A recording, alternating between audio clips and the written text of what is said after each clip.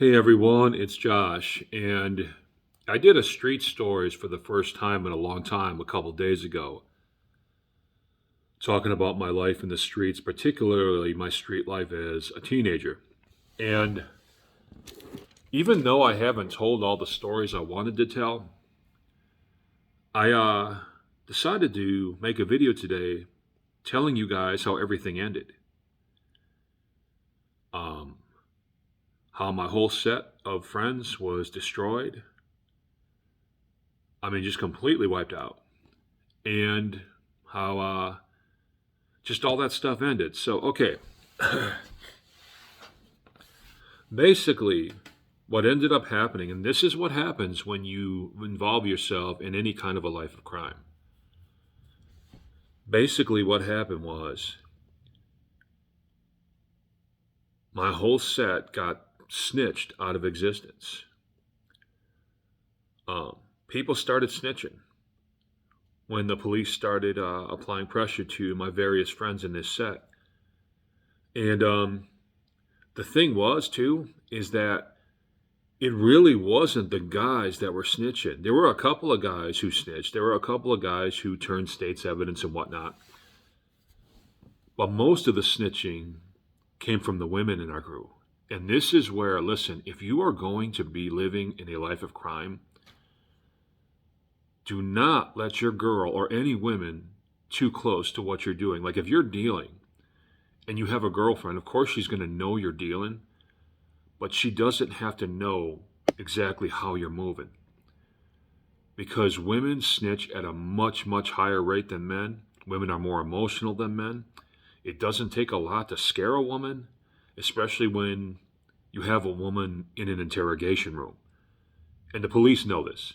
The police know that, like, if you're dealing and you got a girl, the way to get information about you is from your girl. They know this. All right, they'll never say it publicly because it's politically incorrect. But if you ever have any experience with the streets, you know this. Now, there's plenty of girls who hold it down, who don't snitch, who do the right thing and keep their mouth shut. But like I said, women are more emotional. When they're scared, they do things, and women just snitch at a much higher rate than men. And the mistake that the people in my group was making was we allowed our girls to know way too much about what we were doing and how we were doing it.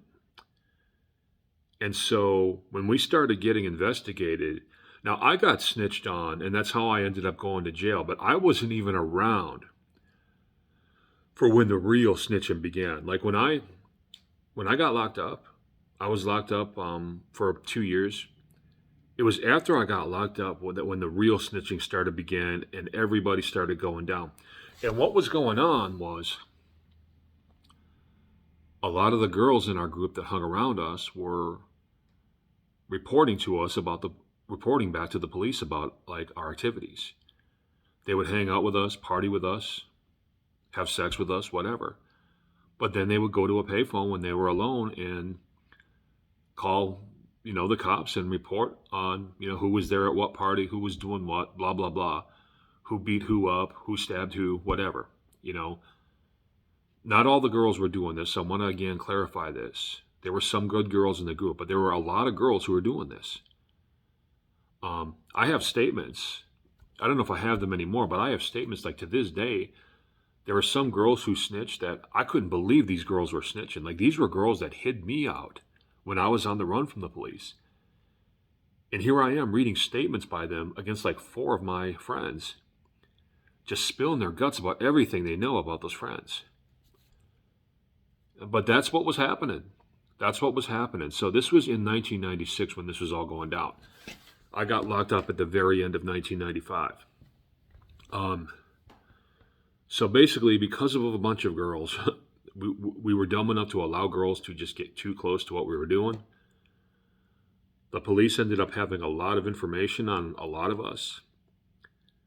And they took that information, they went and got their warrants, they did what they did their investigation, and a lot of us ended up going down. Now, one of my friends told me, He said that at the beginning of the summer, a cop stepped to him and he said, by the end of this year, I'm going to see every last one of you in jail. And there were like 200 of us. I mean, but the cop kept his promise. Almost all of us ended up getting locked up for at least a little bit of time. And a lot of us are still getting in and out of jail to this day. I'm not, thank God. I got cleaned out of that. I haven't been involved in any crime since 1997. I intend to keep it that way. But the snitching destroyed our set. But see, we could blame the girls for this, right? The girls that snitched on us. And we'd be right. We have every right to be angry at them. We didn't do nothing to them to make them snitch. We treated them well. And they turned, state's evidence again. And a lot of them got on the stand, too. That's another thing. A lot of them got on the stand. They didn't just fill out statements. They got on the stand and they pointed people out. But the thing is, when you choose a life of crime and you choose to be involved in criminal activity, snitching is part of the game. As much as people don't want it to be, it just is. And it's even worse today because nowadays everybody snitches. Like in my day, there were maybe one or two guys who would snitch out of every crew. Nowadays, 90% of your friends in your same clique will point the finger at you and write a statement about you. There's no loyalty out there no more. There's no honor out there no more. People are pieces of shit nowadays, and they will snitch on you. But even back then, snitching was a part of the game. But we weren't keeping an eye on the girls. We weren't even thinking that the girls were even going to be a problem for us. But all it takes is one person to let one woman get a little bit too close, tell her a little bit too much. And, she's not going to run to the police with that info just there because she doesn't want to. But the minute she gets arrested for something, the police put her in an interrogation room. They get her in a heightened emotional state. A lot of girls can't resist talking in that situation. So that's what ended up destroying my friend set, and that's what ended up... I'm glad I was locked up for all of that. I really am, because there was a whole lot of infighting that started happening with that. My crew split off into 3 or 4 different crews, and everybody was at war with each other, and things would get back to me when I was in jail about people who I thought were best friends that were now jumping each other and stabbing each other and whatnot. So there was a whole mess going on while I was in jail that I never even had to deal with. I guess you could say that was another way God was looking out for me. God locked me up, took me out of the game before stuff really started to get hectic within the group itself. But that's how my whole friend group came to an end. A whole lot of snitching, mostly from the women, but a little bit of it from the guys too. A lot of people caught lengthy sentences. A lot of people's lives got screwed around because of that. And this was right around the time we were all starting to turn 18, 19 years old. So we were starting to grow up a little bit anyway. So, the group wasn't going to last that much longer anyway, just because of that, right? But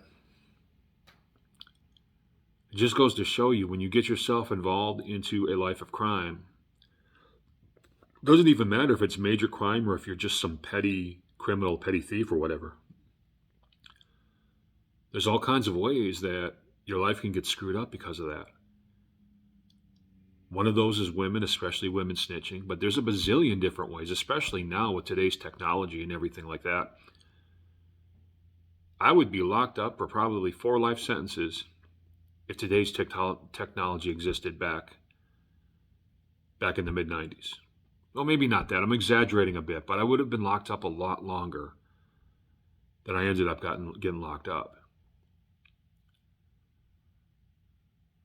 Bottom line, man, crime ain't worth it.